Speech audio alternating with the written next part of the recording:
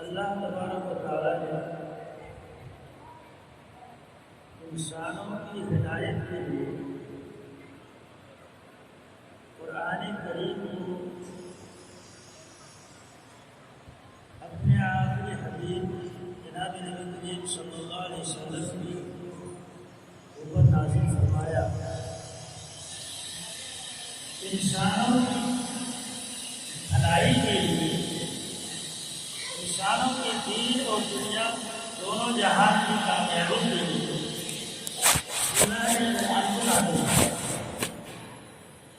قرآن ایک کتاب ہدایت ہے۔ اس قرآن کے ذریعے اللہ تبارک و تعالیٰ کچھ لوگوں کو ہدایت نصیب فرماتے ہیں اور اسی قرآن کے ذریعے سے کچھ لوگ گمراہ بھی ہوتے ہیں۔ اس قرآن کے ذریعے سے اللہ تعالیٰ بہت سے بندوں کو عزت عطا فرماتے ہیں اور اسی قرآن کی وجہ سے بہت سے لوگ پست بھی ہوتے ہیں، ذلیل بھی ہوتے ہیں۔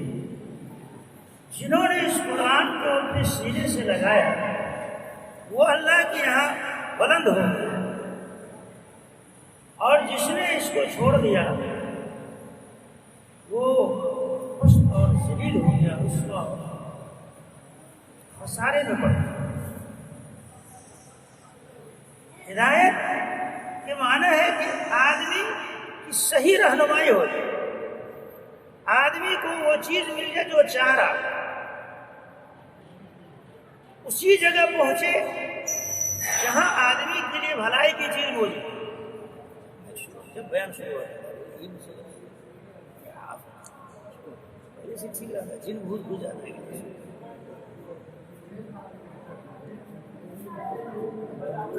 ہدایت یہ اللہ تبارک و تعالیٰ کی طرف سے بڑی نعمت ہے۔ آدمی کو ہدایت مل جائے تو اسے بھلائی مل گئی، اور اگر آدمی ہدایت سے محروم رہ گیا وہ انسان بدنصیب اور بدبخت۔ ہدایت کے معنی کو سمجھنا ہو،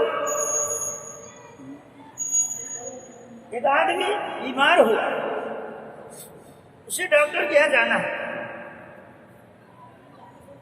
آدمی اسی ڈاکٹر کے یہاں پہنچ گیا جس ڈاکٹر سے ان کا علاج مقدر ہے، اور اس کی بیماری کو صحیح طور پر ڈاکٹر پکڑ لیا اور اس کا علاج وہاں ہو گیا،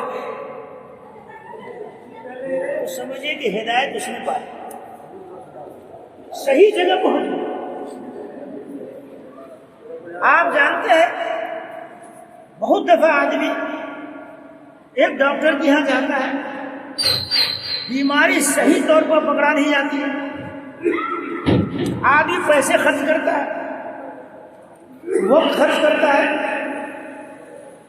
اور آخر میں مایوس واپس چلا جاتا ہے۔ بہت دفعہ ایسا ہوتا، یہ کوئی آدمی کو ہدایت نہیں مل سکتی، آدمی صحیح جگہ نہیں پہنچ سکتا، صحیح مقام پر آدمی نہیں جا سکتا، جس ڈاکٹر کے یہاں ان کی بیماری کا علاج ہوگا وہاں نہیں پہنچا، کہا جائے گا کہ یہ آدمی ہدایت نہیں پا سکتا۔ جب اللہ ہدایت دیتا ہے تو صحیح جگہ پہنچاتا ہے، اور جب آدمی ہدایت سے محروم رہتا ہے صحیح جگہ پر آدمی نہیں جاتا۔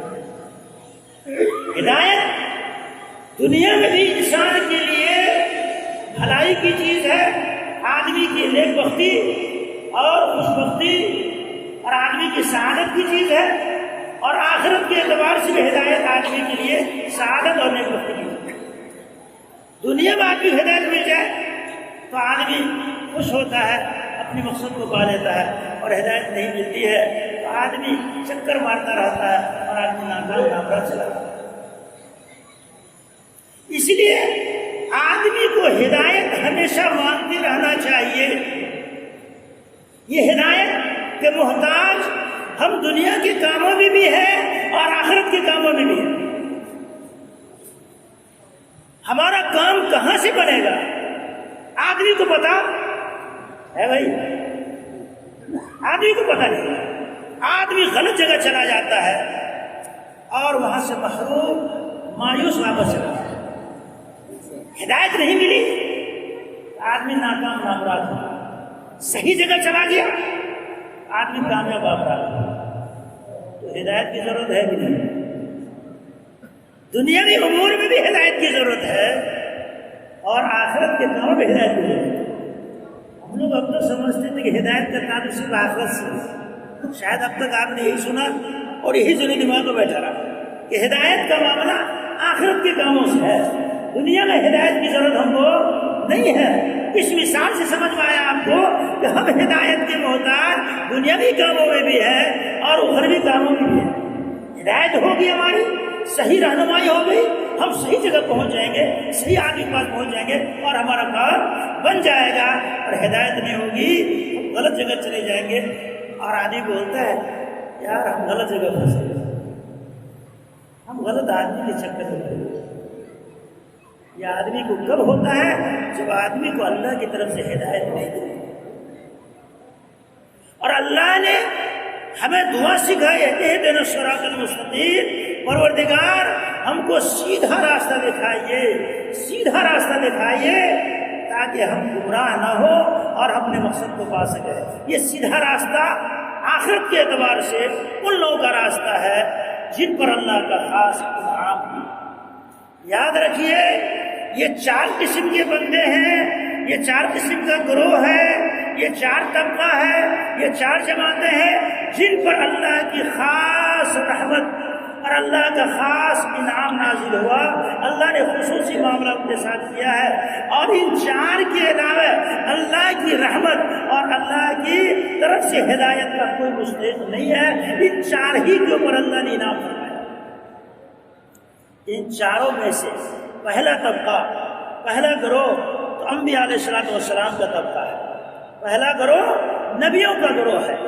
یہ تو ہدایت یافتہ ہے، خود بھی ہدایت یافتہ ہے، خود ہدایت پائے ہوئے ہیں اور دوسروں کے لیے بھی ہدایت کے یہی بنا کے ہدایت کرنے والے بھیجے گئے ہیں. نبی ہدایت یافتہ بھی ہے اور ہدایت دینے والے بھی ہیں. یہ تو سب سے مقدس، سب سے پاکیزہ اور سب سے بلند ترین جماعت ہے اور ان کو اللہ نے انسانوں کی ہدایت کے لیے چنا ہی. مگر یہ گروہ اللہ نے نبی کریم صلی اللہ علیہ وسلم کے اوپر ختم فرما دیا. اب نبیوں کا سلسلہ دنیا میں قائم نہیں. اب دنیا میں کوئی نبی. ان نبیوں کے گروہ کے بعد 3 گروہ اور ہیں جن پر اللہ کا انعام ہوا ہے. ان میں دوسرا گروہ صدیقین کا ہے، سچے لوگوں کا ہے. صداقت، سچائی یہ اتنا بڑا عمل ہے، اتنی بڑی نیکی ہے یہ کہ نبوت کے بعد سب سے اونچا درجہ صدیق کا ہے. نبی سب سے بلند مقام پر، سب سے بلند رتبے پر ہوتے ہیں. ان کے مقام، ان کے درجے کو کوئی پا نہیں سکتا. لیکن نبوت کے بعد صدیق کا مقام اور رتبہ ہے، درجہ ہے. اور صدیق وہ جن کے اندر سچائی ہو، جن کے اندر صداقت ہو، جن کا ظاہر اور باطن ایک ہو، اندر کچھ باہر کچھ. ایسا نہیں، ایسا آدمی منافق کہلاتا ہے جن کا اندر کچھ ہوتا ہے اور باطن اور ظاہر کچھ ہوتا ہے. ظاہر اور باطن میں اگر فرق ہے تو وہ آدمی منافق ہے، وہ صدیق نہیں ہے، وہ سچا انسان نہیں ہے. آدمی کے اعتقاد میں اور آدمی کے عمل میں اگر فرق ہو تو وہ آدمی بھی صدیق نہیں ہے، وہ آدمی بھی منافق ہے. یہاں رکیے. منافق 2 طرح کا ہوتا ہے. ایک منافق وہ ہے جو اعتقاد کے اعتبار سے منافق ہوتا ہے، ایمان کے اعتبار سے منافق ہوتا ہے. اندر کفر چھپائے ہوا ہے اور زبان سے ایمان اور اسلام کا اظہار کرتا ہے. اپنی زبان سے اپنے آپ کو مومن کہتا ہے جبکہ اندر وہ کفر چھپائے ہوا ہے. یہ اعتقاد کے اعتبار سے منافق ہے۔ ایسے منافقین حضور کے زمانے میں پائے جاتے تھے، اور اللہ ایسے منافقین کے بارے میں حضور اکرم صلی اللہ علیہ وسلم کو بتا دیا تھا، بتا دیتے تھے، آپ جان جاتے تھے کہ منافق ہے۔ یہ صرف زبان سے ایمان کا اظہار کر رہا ہے، لیکن اندر سے یہ آدمی مومن اور ایمان والا نہیں ہے۔ ایسے منافقین کا پتہ تو حضور کے زمانے میں چل جاتا تھا۔ اب بتائیے ہمارے زمانے میں پتہ چلے گا کس کے اندر ایمان ہے یا نہیں ہے؟ یہ تو نبی کو اللہ بتا دیتے تھے، ہمارے زمانے میں اس کے جاننے کا کوئی طریقہ، اس لیے اعتقادی نفاق کا تو پتہ نہیں چلے۔ لیکن یاد رکھیے، ایک نفاق ہے عمل کے اعتبار سے، ہم ایک چیز کو مانتے ہیں اور اس پر یقین رکھتے ہیں، اس کو سچا جانتے ہیں، لیکن اس پر عمل نہیں کرتے ہیں۔ دل سے سچ جانتے ہیں لیکن عمل سے اس پر نہیں اترتے ہیں، تو ایسا انسان بھی منافق ہے۔ یہ عمل کے اعتبار سے منافق ہے، یہ نفاق عملی میں مبتلا ہے۔ اگر اس وقت میں کہوں کہ 100 میں سے 99 آدمی اس نفاق عملی میں مبتلا ہے تو شاید یہ غلط ہے۔ ایمان ہے ہمارا کہ اللہ ہے، اکیلا ہے، طاقت والا ہے، قدرت والا ہے، ساری حکومت انہی کی ہے، یہ ہر ایمان والے کا اعتقاد اور ایمان ہے، مگر عمل کے اعتبار سے ہم اس پر پوری نہیں کر رہے ہیں۔ ہمارا عمل ایسا بتا رہا ہے کہ جیسے وہ اللہ سے ہم کو ملنا ہی نہیں ہے، آخرت ہم کو جانا ہی نہیں ہے۔ اگر واقعی ہم اس پر مضبوطی کے ساتھ یقین رکھتے تو ہمارا عمل بھی اسی طرح سے ظاہر ہوتا، مگر عمل کے اعتبار سے ہم کوتاہی برت رہے ہیں، عمل کے اعتبار سے ہم یہ ظاہر کر رہے ہیں جیسے ہمارے اندر ایمان نہیں ہے۔ ہم رسول کو سچ جانتے ہیں، ہمارے پیغمبر سچے پیغمبر ہیں جن کو اللہ نے ہدایت کے لیے بھیجا، قرآن ان پر نازل ہوا۔ اگر کوئی نبی کی شان میں گستاخی کرے تو ہم مرنے اور لڑنے اور جان دینے کے لیے تیار ہو جاتے ہیں، مگر نبی کی سنت، نبی کا عمل اور نبی کے طریقہ پر ہم نہیں اتر پا رہے ہیں، تو ہمارا اندر اور ہمارا باہر کا فرق ہوا کہ نہیں؟ ہمارا ایمان اعتقاد الگ ہے اور ہمارا عمل، بولو بھائی، ہمارا عمل الگ ہے۔ تو جب اندر میں اور باہر میں فرق ہو جائے تو اس کا نام تو نفاق ہے۔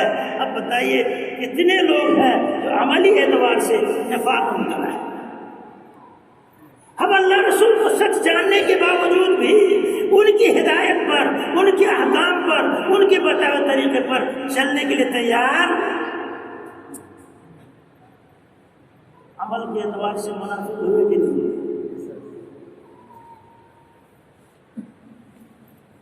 ہم آپ کے اندر ایمان کے بارے میں تو گواہی نہیں دے سکتے ہے یا نہیں ہے، وہ تو آپ کا اندر اللہ جانتا ہے، لیکن عمل کے اعتبار سے ہم کہہ سکتے ہیں کہ یہ آدمی نفاق عملی مبتلا ہے، اس لیے کہ جو اندر یہ جان رہا ہے، جو اندر یہ مان رہا ہے، اس کا عمل اس کا انکار کر رہا ہے، عمل اس کے خلاف ظاہر ہو رہا ہے۔ بات سمجھ میں آ رہی بھائی؟ بعض لوگوں نے کہا کہ منافق کا گروہ ختم ہو چکا ہے، یہ حضور کے زمانے میں پایا جاتا تھا، اب منافق نہیں ہے۔ حسن بصری رحمۃ اللہ علیہ فرماتے نہیں، منافقین اب بھی ہیں اور بڑی تعداد میں ہے، مگر یہ نفاق عمل کے اعتبار سے، ایمان میں نفاق کا ہمارے پاس کوئی ثبوت نہیں ہے۔ اندر ایمان ہے یا نہیں ہے ہم نہیں جانتے، مگر ہم ان کے عمل سے یہ جانتے ہیں اور دیکھ رہے ہیں کہ عمل اس کا ان کے ماننے کے مطابق نہیں ہے، جیسا مانتا ہے ویسا عمل۔ بات سمجھ میں آ رہی بھائی؟ عمل کے اعتبار سے منافق ہے کہ نہیں؟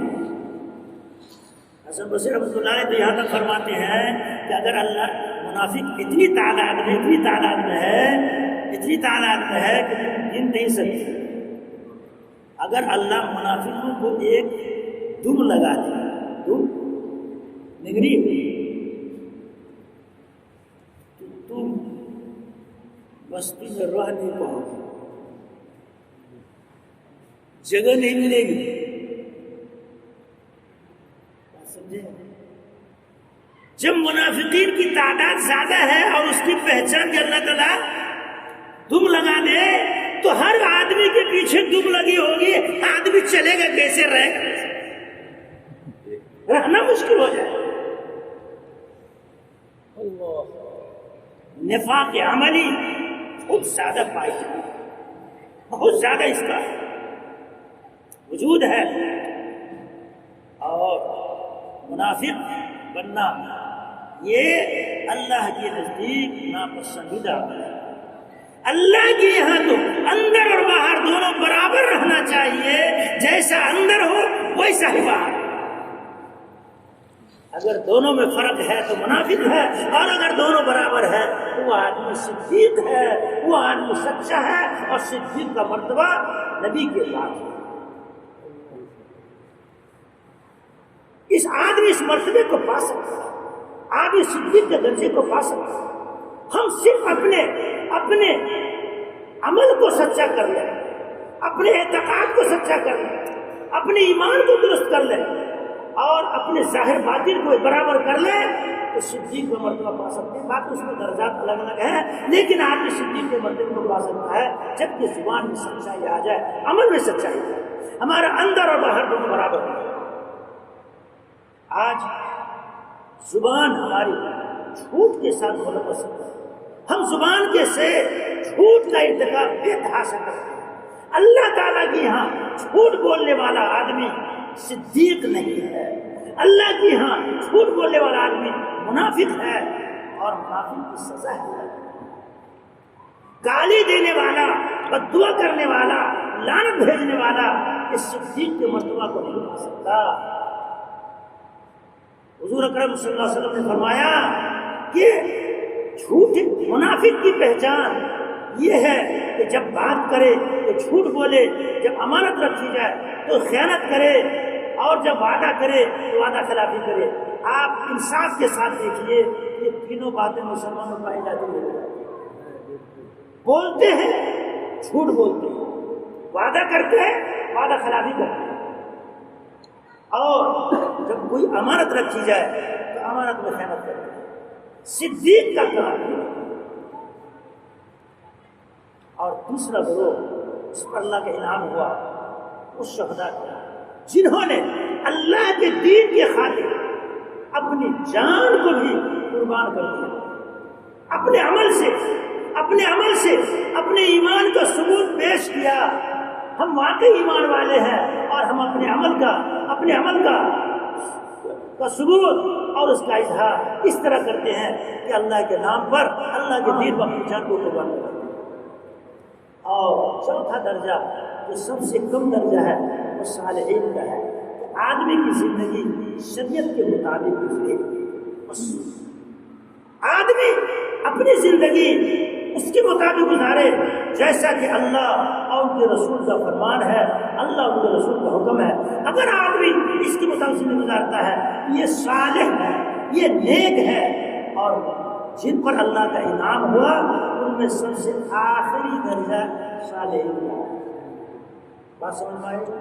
سب سے اعلیٰ درجہ نبیوں کا درجہ ہے، اس کے بعد صدیقین کا درجہ ہے، اس کے بعد شہداء کا درجہ ہے، پھر اس کے بعد صالحین کا درجہ ہے، اور اس سے نیچے اب کوئی نیکی کا درجہ باقی نہیں ہے۔ اب جو نیچے ہے یہ ان لوگوں کا طبقہ ہے، یہ ان لوگوں کا گروہ ہے جن پر اللہ کا غضب نازل ہے، جن پر اللہ ناراض ہے۔ میں سمجھانے کے لیے بتا دوں، ادھر بھی 4 گروہ ہیں، مشرکین،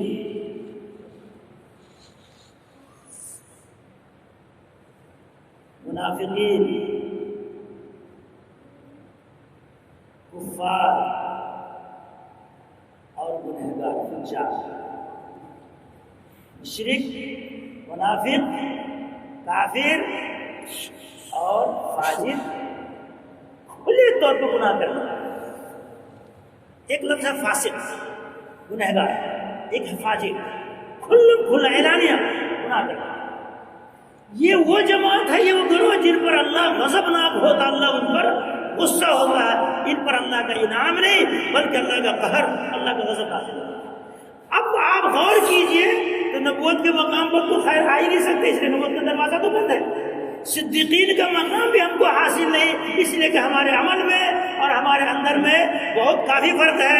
ہمارا عمل اس کا انکار کر رہا ہے جو ہم اندر سے سوچ رہے ہیں، اور شہید بھی نہیں ہے، ہماری جان تو کیا جائے گی، خون بھی نہیں بہہ رہا، پسینہ بہہ رہا ہے، اور صالحین بھی نہیں ہے، اس لیے کہ اللہ کے حکم کے مطابق ہماری زندگی نہیں گزر رہی ہے۔ اللہ کی طرف سے انعام پانے والے جو 4 گروہ تھے، 4 جماعت تھی، 4 طبقہ تھا، ان چاروں طبقوں میں سے ہمارا شمار کسی گروہ میں نہیں ہے۔ اب اس کے بعد تو کوئی درجہ ہے ہی نہیں، اس کے بعد تو نیچے آپ کے بعد جو دوسرا طبقہ دوسری جماعت تیار ہوگی وہ تو اللہ کے غضب والا ہے۔ اب کفر ہو، شرک ہو، نفاق ہو، اگر ہم کہیں اس سے ہم بری ہیں، ہم مشرک نہیں ہیں، ہم کافر نہیں ہیں، ہم اللہ کو ایک مانتے ہیں اور اللہ پر ایمان رکھتے ہیں، اور مشرک منافق کفار تینوں میں سے نہیں ہے، ہمارا اندر ایمان ہے، ہم اندر کفر نہیں چھپائے ہوئے ہیں، ہم واقعی مخلص مومن ہیں، چلیے ہم ماننے کے لیے تیار ہیں۔ لیکن مسلمان تو کھلے طور پر گناہ میں مبتلا ہے، فجار، فساق، نافرمان، معصیت اور گناہ کرنے والا، اس گروہ میں تو ہمارا شمار ہے۔ اب بتائیے جب ہم گنہگاروں کی جماعت میں شامل ہو گئے، فاسق اور فاجر ہو گئے، تو اللہ کی رحمت اترے گی کہ اللہ کا غضب اترے گا؟ پھر کس منہ سے ہم اللہ کی رحمت کے امیدوار ہیں؟ کس بنیاد پر ہم کہیں اللہ ہم پر رحمت نازل کیجیے؟ پہلے اس گروہ میں شامل تو ہوئیے، پہلے اپنے آپ کو اس کا ادھیکار اور مستحق تو بنائیے۔ جب آپ اس گروہ میں نہیں ہوں گے تو اللہ کی رحمت کو کرنے کا کوئی سوال پیدا بات سمجھ آ رہی ہے؟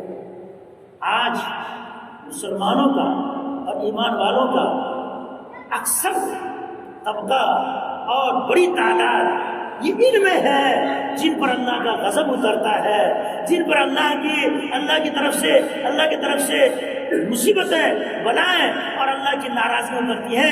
یہ وہ لوگ ہیں جو 4 گروہ ہم نے بیان کیا، اگر ان 3 میں ہم نہیں ہیں تو چوتھے میں تو ہمارا شمار ضرور ہو جاتا ہے۔ مسلمان امت اسی طبقے میں جائے جن پر اللہ کا غضب نازل ہوا، جن پر اللہ تعالیٰ سے ناراض ہوتے ہیں، جن پر اللہ کے رحمت۔ پیارو، اس طبقے سے، اس گروہ سے نکلنے کی ضرورت ہے۔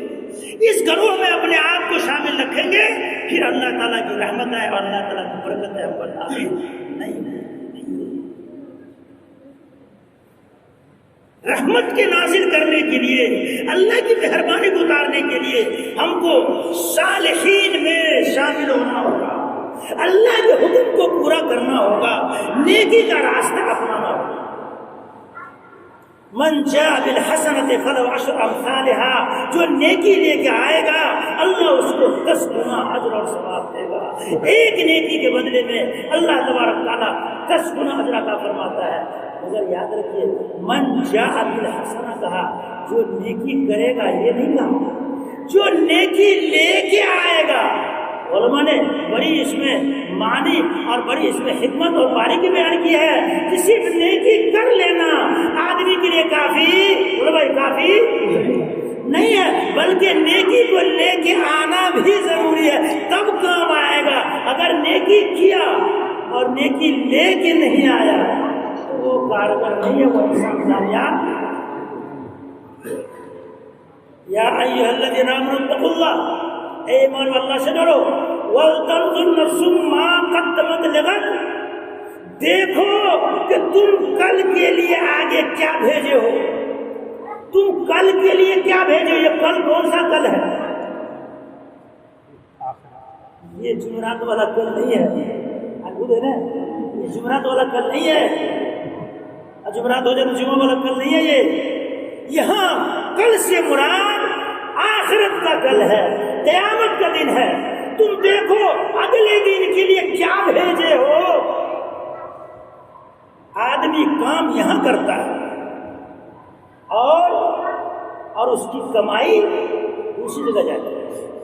آدمی دلی جاتا ہے، پنجاب جاتا ہے، باہر کتنے جاتا ہے، محنت وہاں کرتا ہے، پیسہ وہی خرچ کر دیتا ہے، بولو بھائی بھیجتا ہے۔ اگر کوئی آدمی کمائی کرے اور وہی اڑا کے ختم کر دے، گھر میں بھیجے، تو آپ کیا کہیے گا؟ کیا کہیے گا؟ کامیاب کہیے گا؟ تعریف کیجیے گا اس کی؟ ارے بہت نکما ہے، صاحب نکما ہے، ارے بہت کماتا ہے، اس سے کیا ہوگا؟ ایک پائی گھر نہیں بیچتا، وہ کس کام کا؟ آدمی کے لیے صرف کام کرنا کافی، کام کرو اور اس کمائی کی حفاظت کر کے گھر والوں کے پاس بھیجو، تب کہا جائے گا اس نے کمائی کی ہے۔ اگر گھر نہیں پہنچا، چاہے وہ وہی اڑا دیا یا راستے میں لوٹ لیا ڈاکو نے یا وہی درمیان سے اڑا لیا، تو کہا جائے گا یہ آدمی نہیں کمائی کیا، اس کی محنت سب بیکار چلی گئی۔ اسی طرح انسان اپنے اعمال کو بہتر طریقے پر یہاں ادا کرے اور ان اعمال کی حفاظت بھی کرے اور حفاظت کے ساتھ آخرت میں لے جائے، تب بزرگوں کامیاب ہوگا۔ اگر آخرت میں نہیں لے گیا تو کام تو کیا مگر وہ نکما ہے۔ من جاء بالحسنہ، جو نیکی لے کے آئے گا تو اللہ اس کو 10 گنا اجر ثواب دے گا۔ نیکی لے کے آیا، وہ تھوڑی کہا کہ نیکی کیا۔ نیکی میں 2 کام کرنا بھی ہے اور اس کے ساتھ ساتھ اس کو بچانا بھی ہے، اس کی حفاظت بھی کرنا ہے۔ اب آدمی کی 2 فکر ضروری ہے، ایک تو نیکی کا عمل کرے، کیا نیک عمل ہے، اور جب نیکی کی توفیق مل جائے، آدمی نیکی کر لے تو نیکی کرنے کے بعد اس کی حفاظت کی فکر اس سے زیادہ کرے۔ کیوں صاحب؟ جب تک مزدوری نہیں ملی ہے کام کی ہے، امید ہے کہ مزدوری ملے گی، تو ہلکا پھلکا خیال ہے کہ پیسہ ملے گا، اس کی حفاظت کرے گی، لیکن جب مل جائے تب تب فکر بڑھے گی کہ نہیں بڑھے گی؟ ارے بھائی ویتن مل گیا، تنخواہ مل گئی ہے، اب اس کو کہاں رکھا جائے کہ کوئی لے نہ لے، کوئی چوری نہ کر لے۔ اب آدمی کو کام کرنے سے زیادہ، اب آدمی کو کمائی کرنے سے زیادہ اس کی حفاظت، اس کو بچانے کی فکر ہے، کہاں رکھا جائے، کس طرح رکھا جائے کہ کوئی اچکا اسے اچک نہ لے، کوئی ڈکیتی سے ڈکیتی نہ کر لے، کوئی چور چوری نہ کر لے۔ اب آدمی فکر پڑ جاتا ہے، یہ بات کی نہیں ہے؟ دنیا کی دولت کو تو آپ بڑی محنت سے بچاتے ہیں اور آخرت کی دولت کو آپ آرام سے بچاتے ہیں اور خوش ہیں کہ ہم نے تیر مار لیا، بہت کام کر لیا۔ نہیں بزرگوں، کام کیا یہ تو پہلا درجہ ہوا، اب اس کام کو بچا کے رکھنا یہ اس سے زیادہ ضروری ہے۔ آج ایک تو ہم کرتے ہی نہیں ہیں، اور اگر کر لیا تو اس کی حفاظت کو ہم جانتے بھی نہیں ہیں، نہ حفاظت کرتے ہیں۔ ہم سمجھتے ہیں کہ ہم نے کام کر لیا اور ہماری نیکی جمع ہو گئی، حالانکہ اللہ کی یہاں وہ نیکی جمع نہیں ہے، کیا ہے؟ وہ راستے میں لٹ گیا ہے،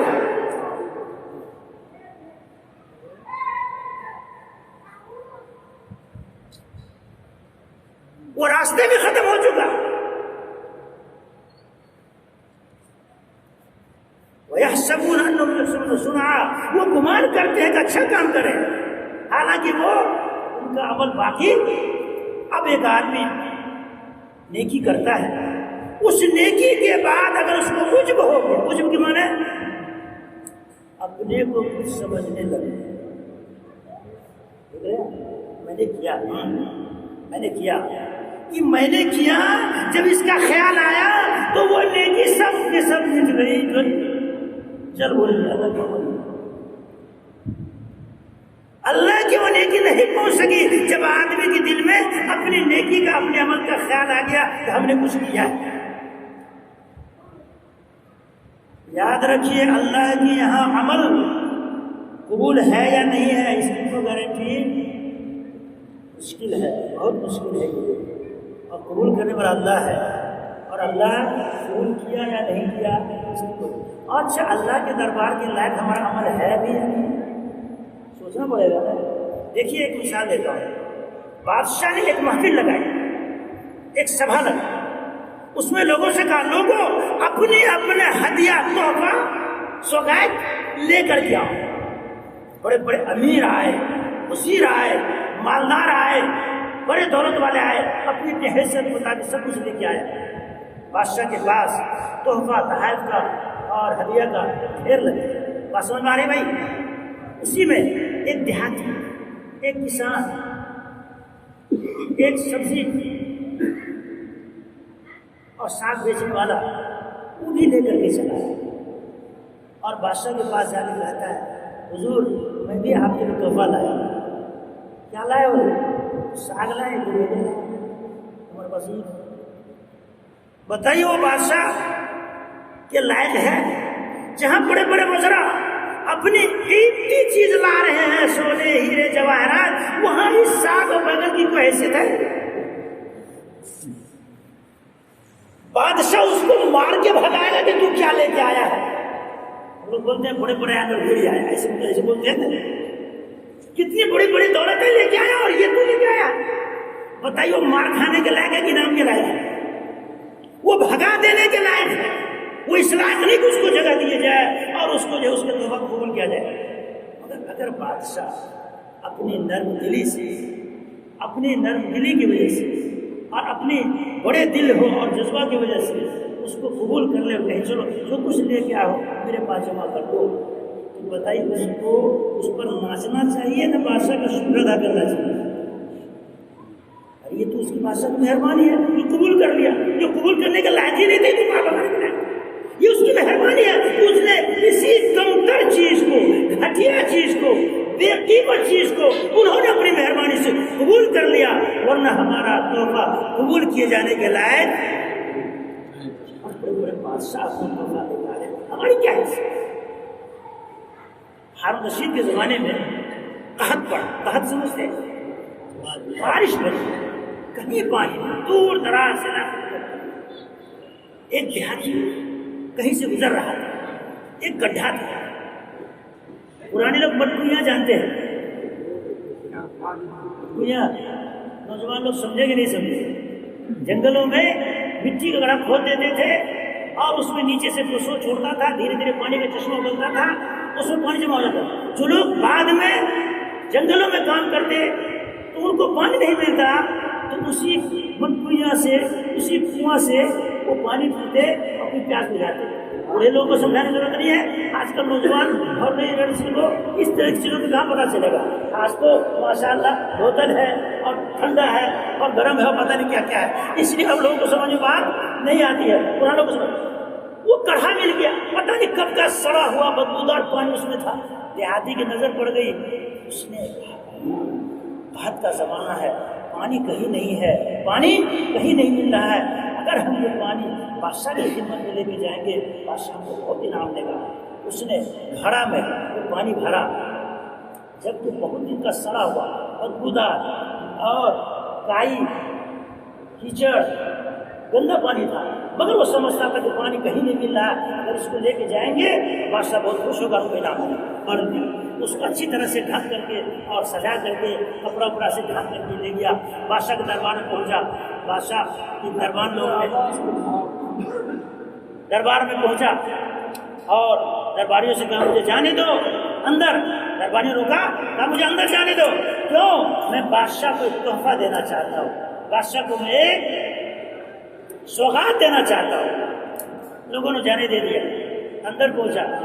بادشاہ نے کہا حضور سلامت، بادشاہ سلامت، ساری دنیا میں قحط ہے، فاقہ ہے، خوشحالی ہے، پانی کہیں نہیں ہے، بھوکمری ہے، میں آپ کے لیے بہت قیمتی تحفہ لایا ہوں، یہ پانی کا تحفہ جو کہیں نہیں ملتا ہے میں آپ کو دے رہا ہوں۔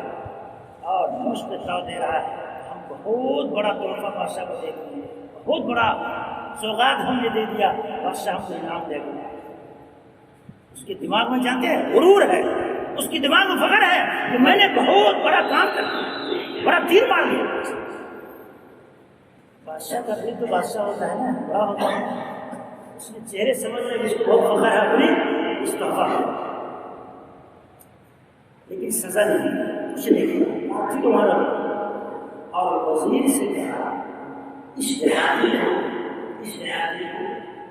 دریائے نیل کی سیر ڈالی، یہ حبشی کا زمانہ تھا جہاں نیل دریائے اسلام نیل ہے، اس کو دریا نہیں گنگا کا نہر ہے، نہیں نہر ہے، اس نام دیتے نہ ایسی نیل دریا کا نام مصر میں دریا نیل ہاتھ مارتا ہوا سمندر، اس میں پانی کی کیا کمی؟ اس کو ذرا دریا کا کنارے گھما کر دیں، وزیر دیہاتی کو پکڑا اور دریا نیل کی سیر کرانے اس کو گھما لے۔ جب دیہاتی نے دیکھا یہاں تو پانی کا سمندری دریا بہ رہا اور ہم بادشاہ کے لیے سڑا ہوا خوددار پانی پیا ہے، اور ہم تو خوش تھے بہت بڑا تحفہ لے کے آئے، یہاں تو بادشاہ کے پاس پانی کا دریا ہی بہ رہا ہے۔ اب اپنی اوقات معلوم، اب اپنی حیثیت کا احساس کیا، ایسا سڑا ہوا خوددار پانی ہے، اپنے بادشاہ کو سزا دے کر تم کیا دیا ہے؟ تم نے دربار کی توہین کی، گھٹیا چیز لے کے آئے۔ اب دل کی دنیا بدل گئی، اب دل میں کبھی اور تھرتھراہٹ، خوف اور ڈر طاری ہو گیا۔ کیوں؟ اب دیکھ لیا کہ بادشاہ کے پاس پانی کی کمی، اب اپنی حیثیت کا اندازہ ہو گیا ہے۔ اب جو ہوتا ہے دریا کا سیر کرتے تو دل کانپ رہا ہے اور قدم لرز رہا ہے، بدن پہ تھرتھری ہے، جھرنی پڑی ہے۔ اللہ اب کیا ہوگا؟ بادشاہ تو مجھے سزا دے گا، تم بغل کیا لے کے آیا ہے میرے پاس؟ اب اس کی پہلی والی کیفیت نہیں رہی، اب ڈر اور خوف کا اس کے اوپر دریا نے ڈر اور خوف آئی ہے۔ اب بادشاہ نے چہرے سمجھ لیا کہ اب اس کا حال بدل گیا، اب اپنے پانی کو کچھ پانی نہیں سمجھ رہا، اب یہ ڈر رہا ہے۔ اصلاح ہو گیا، ٹھیک ٹھاک ہو گیا۔ بادشاہ نے کہا اس کو خالی کرو اور ہیرے جواہرات سے اس کے گھڑا کو، اس کے برتن کو اٹھا۔ بھائی اللہ کی بڑائی، اللہ کی عظمت اور اللہ کی جو بندے عبادت گزار ہیں فرشتے اور اللہ کے جو بندے، ان عبادت کے سامنے میں ہماری عبادت کی حیثیت کو سڑے ہوئے۔ اگر آدمی اپنی عبادت کو عبادت سمجھتا ہے تب تو سزا کا مستحق ہوگا، اور اگر اپنی حیثیت کو کم سمجھ رہا ہے تو پھر اللہ تعالیٰ اسی سڑے ہوئے پانی کو قبول کرنے کی کیا جائے گا۔ بھائی اس لیے نیکیوں کا غرور اور فخر نہیں ہونا چاہیے، اور نیکیاں یہ ختم ہو جاتی ہے اللہ کے پہنچنے کا۔ لیکن جب آدمی گناہ کرتا ہے تو بظاہر ہم لوگوں نے سنا ہوگا کہ نیکی کا بدلہ 10 گنا ہے اور برائی کا بدلہ صرف 1 ہے۔ 1 برائی کرے گا تو کتنا؟ صرف ایک لکھا جاتا ہے، مگر 1 گناہ کر کے آدمی 10 برائی کو جنم دیتا ہے۔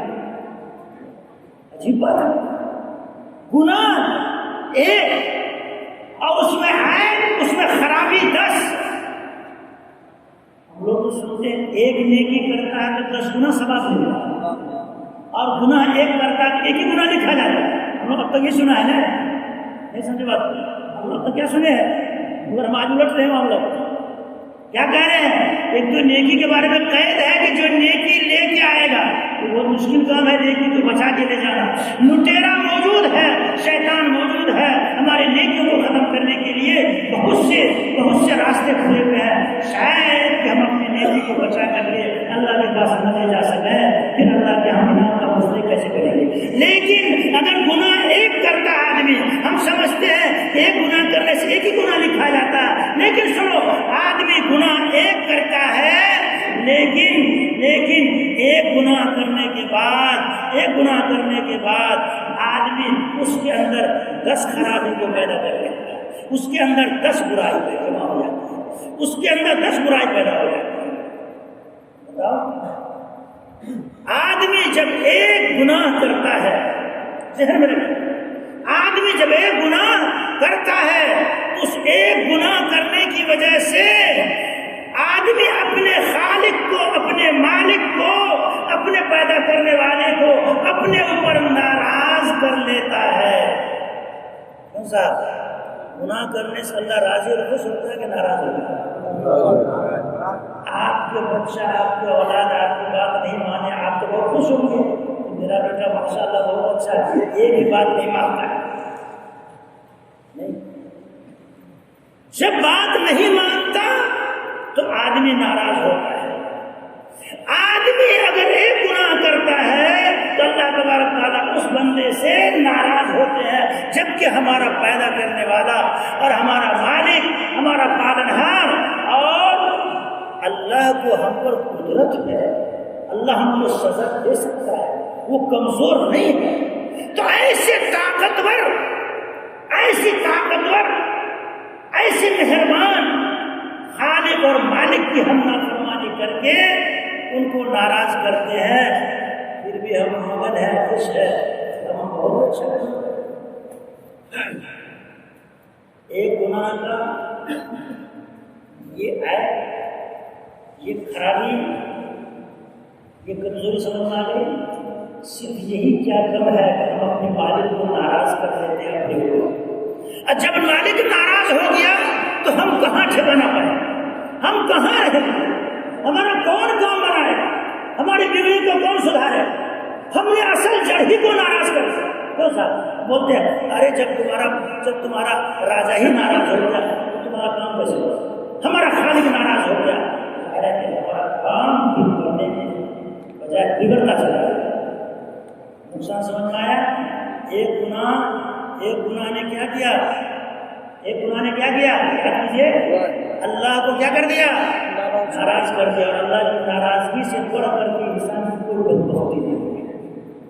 اللہ ناراض ہو جائے تو اس سے بڑا بدبخت انسان، اللہ راضی اور خوش ہو جائے تو یاد رکھیے دنیا کی ساری مصیبت ایک طرف، ساری تکلیف ایک طرف، کوئی معنی نہیں رکھتا ہے، کیونکہ اللہ راضی اور خوش ہے۔ اور اللہ اگر ناراض ہے، دنیا کی ساری نعمت ایک طرف، دنیا کی ساری دولت ایک طرف، وہ بیکار ہے، وہ مٹی ہے، وہ کسی کام نہیں ہے۔ بس ہماری اللہ راضی ہے، پھر دنیا کی تکلیف کا کوئی اعتبار نہیں۔ رسول اللہ صلی اللہ علیہ وسلم جب طائف گئے تھے، وہاں کے لوگوں نے ستایا، پتھر مارا، جسم کو لہو نہان کیا، 18 سال کو ستایا۔ آپ ان تمام تکلیف کو جھیل لیے، برداشت کر لیے، اور اللہ سے کہتے ہیں ان لم تکن ساخطنا لی فلا والی، اے اللہ اگر آپ ہم سے ناراض نہیں ہیں تو مجھے ان تکلیفوں کی کچھ پرواہ نہیں ہے، نہیں آپ راضی ہیں تو مجھے ان تکلیفوں کی کوئی پرواہ نہیں، میری سزا سے۔ اللہ ناراض ہے یارو، دنیا کی ساری نعمتیں، ساری دولت جب انسان اللہ کے پاس پہنچے گا تو دنیا کی کوئی چیز اپنے ساتھ، بولو بھائی ساتھ، اور جہاں گیا ہے اس مالک کو اس نے پہلے ہی سے ناراض کر رکھا، بتاؤ کیا ملے گا؟ عذاب، سزا، دکھ، اور اس کا جہاں پہنچے ہو اس کو تم نے ناراض کیا ہے، اب وہاں سے انعام کی بجائے سزا خدا وصول۔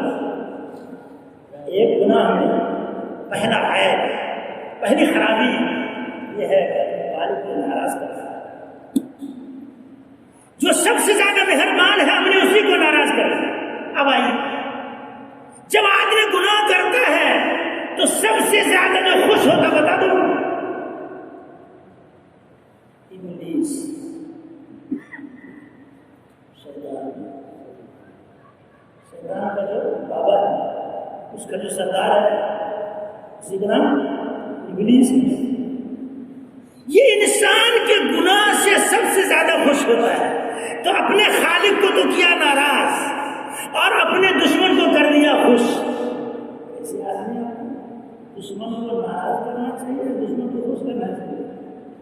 ان الشیطان للانسان عدو مبین، شیطان آدمی کا کھلا ہوا دشمن ہے، آدمی اپنے دشمن ہی کو راضی کر رہا ہے، دشمن ہی کو خوش کر رہا ہے۔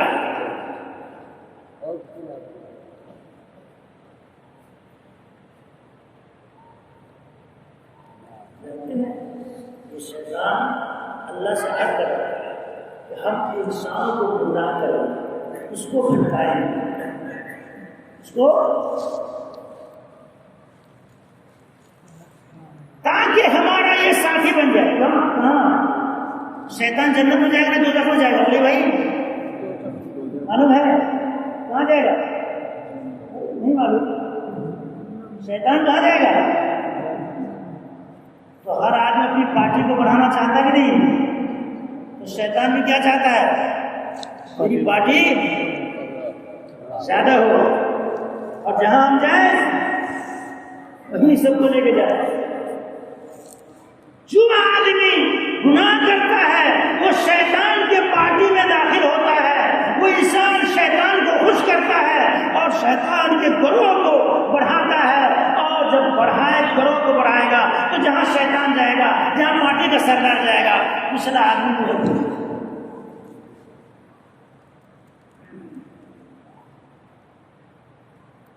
وقال الشيطان لما قضي الامر ان الله وعدكم وعد الحق ووعدتكم فاخلفتكم. جب معاملہ طے ہو جائے گا، جب فیصلے ہو جائیں گے تو شیطان کہے گا ارے ایک وعدہ میں نے تم سے کیا تھا، ایک وعدہ اللہ نے کیا تھا، میں نے اپنا وعدہ خلاف ہی کیا، میں آج تمہارا کام نہیں آؤں گا. میرا تو مقصد ہی یہی تھا کہ جیسے ہم جہنم میں جا رہے ہیں تم کو بھی لے کے جائیں گے. میں تو کامیاب ہو گیا، مجھے جو چلنا ہے ہی تم کو بھی اسی میں گزار کر دیں. وما كان للسلطان الا ان دعوتكم فاستجبتم لي فلا تلوموني ولوموا انفسكم. میں نے تم کو زبردستی تو نہیں پکڑا تھا. پتہ ہے شیطان کسی کو زبردستی پکڑتا ہے؟ بتائیے آج تک تو ہم نہیں دیکھا کہ زبردستی کھینچ کے لے جاتا ہے. شیطان کہتا ہے وما كان للسلطان، مجھ کو تم پر کوئی طاقت، کوئی حکومت، کوئی قبضہ نہیں تھا. میں نے تو صرف تم سے وعدہ کیا، میں نے صرف تم کو لبھایا تھا. جیسے جانور کو آگے بڑھانا ہو تو اپن کیا کرتے ہیں؟ ہری ہری گھاس دکھاتے ہیں. شیطان کہتا ہے کہ میں نے تو صرف تم کو لبھایا تھا، دکھایا تھا، ہریالی دکھایا تھا. یہ دیکھو یہ آجا. تم بڑے بیوقوف نکلے، ہمارے لبھانے والے، ہمارے چکر والے. اب میں نے تم کو وعدہ کر کے گمراہ کر دیا. ہم میں تمہارا کوئی کام نہیں آ سکتا. اللہ نے وعدہ کیا تھا مگر تم ان کو نہیں مانے. میں نے وعدہ کیا تھا، میری بات مان لیے. اب میں تمہارا کچھ کام نہیں آؤں گا. بہت بے وفا ہے. گناہ کا دوسری خرابی شیطان کو خوش کرتا ہے. آدمی گناہ کر کے جو کہ آدمی کا بڑا دشمن ہے. آدمی کیا ہے؟ وہ دشمن ہے. اصل بھائی آدمی کیا ہے؟ وہ دشمن کو خوش کیا اور مالک کو ناراض کیا. وہ گناہ سمجھ میں آیا؟ آدمی کا ٹھکانہ کہاں ہے مرنے بعد؟ آدمی کہاں ٹھکانہ پائے گا؟ قبر. اس کے بعد قیامت کے دن کہاں جائے گا؟ سب سے بہترین جگہ کون ہے؟ سب سے بہترین جگہ تو جنت میں گنہگار لوگ جائیں گے. گنہگار لوگ جنت میں جائیں گے. جو سب سے بہترین جگہ تھی، جو سب سے عمدہ جگہ تھی، جو سب سے آدمی کے لیے لپکنے، تڑپنے اور حاصل کرنے کی جگہ تھی. ارے بہترین فلائٹ ہے، بہترین میدان ہے، بہترین زمین ہے، اپجاؤ ہے یا بازار کی زمین ہے، اس کو لینا چاہیے نا، اس کے لیے کوشش کرنی چاہیے نا. ہم نے ایسا کام کیا کہ بہترین جگہ سے بجائے قریب ہونے کے اور دوری ہو.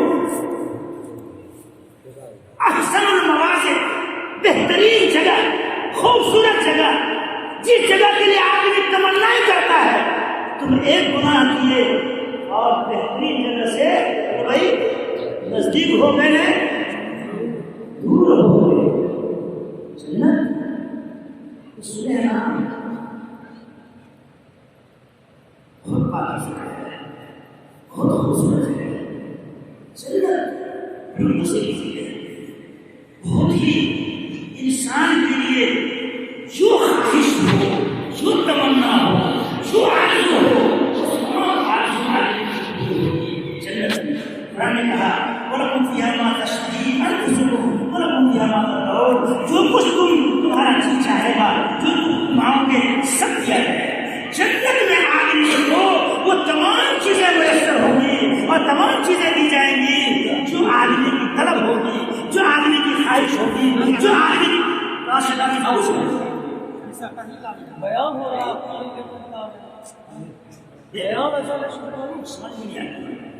آدمی کے لیے حسن موازی بہترین جگہ جنت تھی جہاں آدمی کی ہر خواہش پوری ہوتی.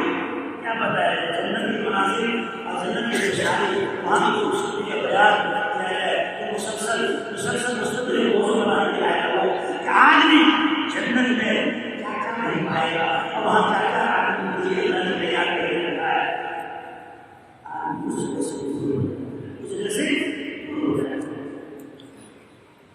اور جو سب سے بری جگہ ہے ایمان ہو گئی, سب سے بری جگہ سب سے برا ٹھکانہ وہ انسان کے لیے جہنم.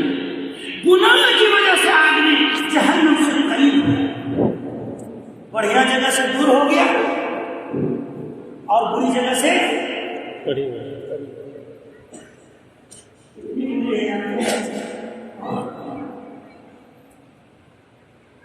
آدمی ایسی تکلیف وہاں دی جائے گی کہ آدمی اس کو سوچ بھی نہیں سکتا, اس کو آدمی خیال میں نہیں بنا سکتا.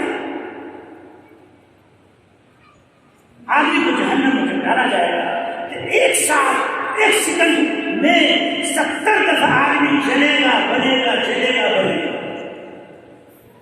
جب آدمی چل جائے گا اللہ نیا چلنا چاہیں گے, پھر زندہ کریں گے, پھر سزا دیں گے.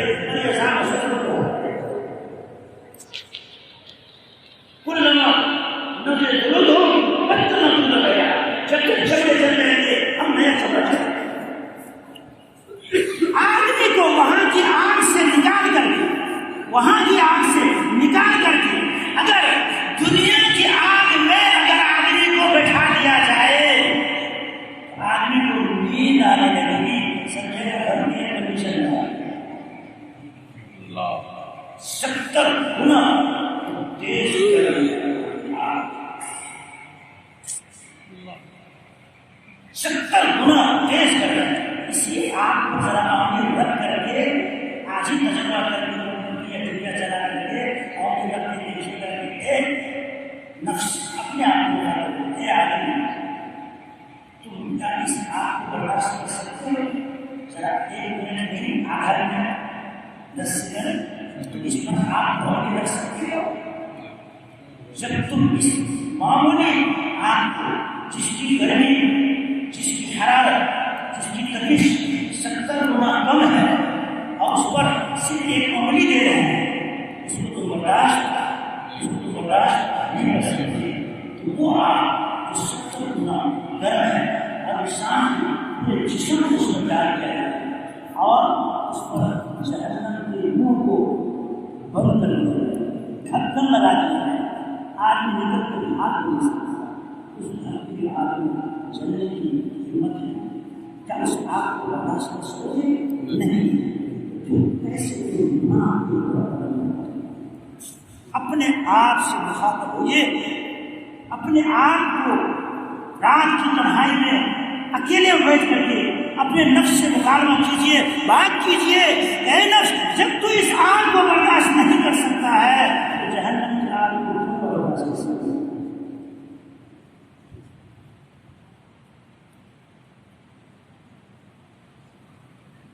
جب جہنم کی آگ برداشت نہیں کر سکتا پھر گناہ کی طرف کیوں جائے؟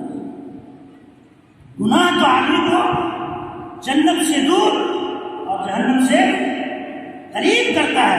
جنت سے دور اور جہنم سے قریب کرتا ہے. 4 باتیں ہو گئی اور 5 یہ ہے کہ آدمی خود اپنے ہی آپ پر ظلم کر رہا ہے. گناہ کر کے کسی دوسرے کو نقصان, بولو بھائی, دوسرے کو نقصان ہوتا ہے نہیں, خود اپنا. آدمی کو سب سے زیادہ پیارا اپنی جان ہے, دوسرے کی جان ہے. جو تم کو سب سے زیادہ پیارا ہے اپنی جان, تم اسی کے اوپر ظلم کر رہے ہو, اسی کے ساتھ زیادتی کر رہے ہو. انسان اس سے بڑی بیوقوفی کیا ہوگی؟ جو تم کو زیادہ پیارا ہے تم اس کو کیا کر رہے ہو؟ زیادہ ظلم کر رہے ہو, اس پر ستا رہے ہو. اور ایک عجیب بات ہے، کون سی بات ہے؟ چھٹی بات، اللہ نے انسان کو پیدا کیا تو انسان گنہگار پیدا ہوا یا بے گناہ پیدا ہوا؟ پیدا ہوا تھا تو گنہگار تھا، چھوٹا بچہ کیا کہہ رہے معصوم بچہ، معصوم کیا مطلب؟ اس میں کوئی گناہ۔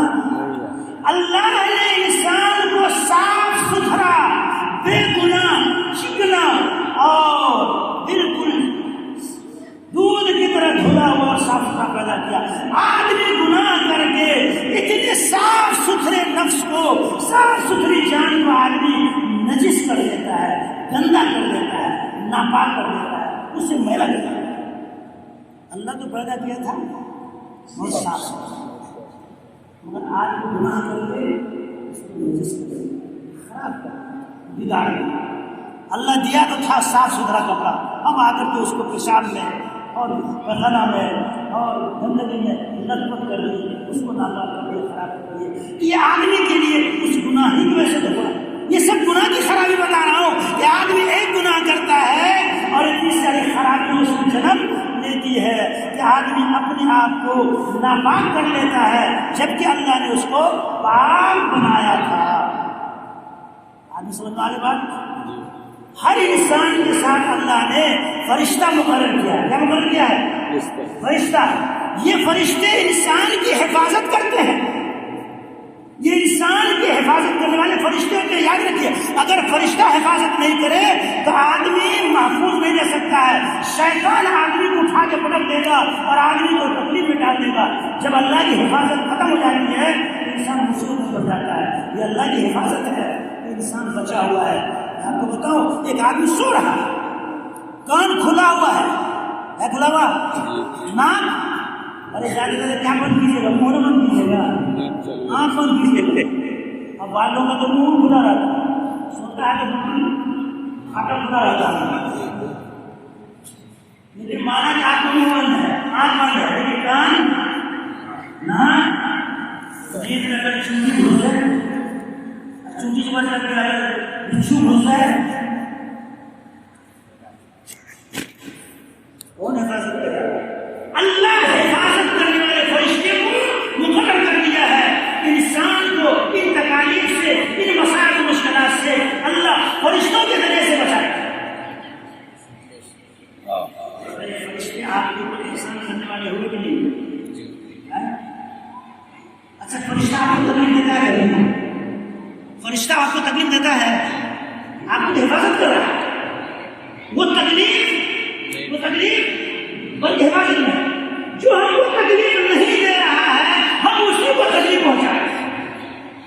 فرشتے انسان کی گناہ کرنے کی وجہ سے تکلیف محسوس کرتے ہیں، ان کو تکلیف ہوتی ہے کہ آدمی کی اتنی خراب بات ہے، جو ہماری حفاظت کر رہا ہے ہم اسی کو تکلیف۔ اس سے برا نمک حرام شاید دنیا میں کوئی ضرور لگا، جو میری حفاظت میں لگا ہوا ہے، جس کو اللہ میری حفاظت کے لیے مقرر کر رکھا ہے، جو مجھے کوئی تکلیف نہیں دے گا بلکہ میرا باڈی گارڈ ہے، میری محافظ ہے، میری نگراں ہے، ہم انہیں کو تکلیف دیں۔ حسن بصری رحمۃ اللہ علیہ سمندر کے کنارے نہانے کے لیے آ گئے، اتنی میں دیکھا ایک بچھو بڑا سا ادھر سے آیا گندنا کی۔ آپ لوگ گھبرا بھی نہیں بولو بھائی، پریشانی ہو رہی ہے کیا؟ آواز کو مانا جاتا ہے، پریشان ہو رہی ہے، گھبراہٹ ہو رہی ہے، تو نہیں کہا حسن بصری ندی کنارے گئے، کیا کرنے کے لیے؟ غسل کرنے۔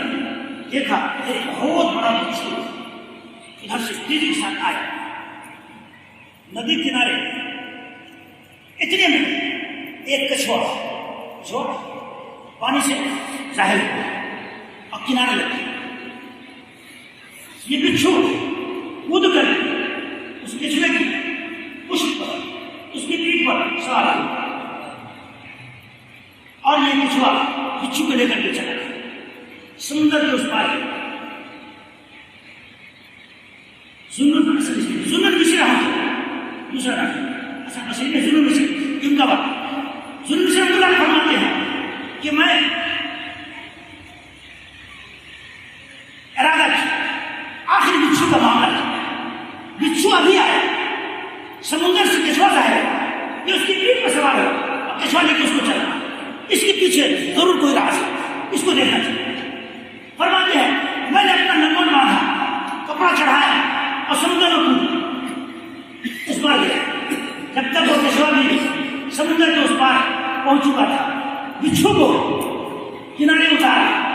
ایسا لگا جیسے کشتی کا کام کیا کیا بھائی اس نے کیا کام کیا اس نے کیا کام کیا کشتی کا کام اس کو پار کیا بچھو یہ بچھو تیزی کے ساتھ ایک جنگل کی طرف چلا ایک جھاڑی کی طرف اس جھاڑی کے درمیان اس جنگل میں اس جھاڑی میں ایک نوجوان بے خبر سے اس کو کچھ بتا دیا خراٹے کے لیے گیا اور ایک زہریلا اژدہا اس جھاڑی سے نکل کر اس نوجوان کی طرف بڑھ رہا ہے قریب تھا کہ وہ اژدہا اس نوجوان کو ڈنک لے اسے کاٹ لے اور نوجوان سڑک کے مر جائے قبل اس کے کہ وہ اژدہا اس نوجوان کے قریب پہنچ گیا اس سے پہلے یہ بچھو تیزی کے ساتھ دوڑ کر کے اس اژدہا کے منہ کے ساتھ لپٹ گیا اور اس اژدہا کے ساتھ لپٹ کر کے اس کو قتل کر دیا۔ یہ میں سارا منظر دیکھ رہا اور نوجوان خراٹے کے نیچے سو رہا اسے کچھ پتا نہیں۔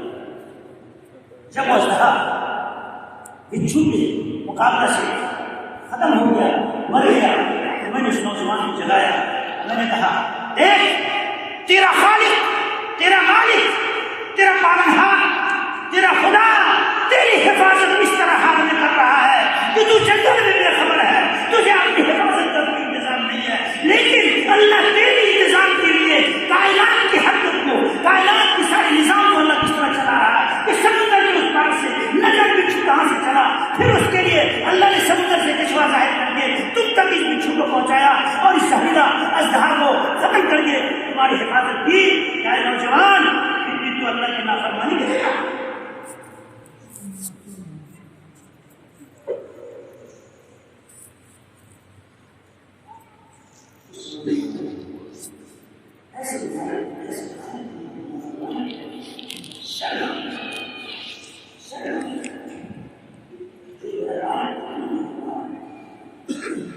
فرشتوں کو ہم کیا کرتے ہیں پہنچاتے ہیں حالانکہ فرشتہ اور جناب نبی کریم صلی اللہ علیہ وسلم اپنے قبر میں حیات سے حسینہ نہیں مانتے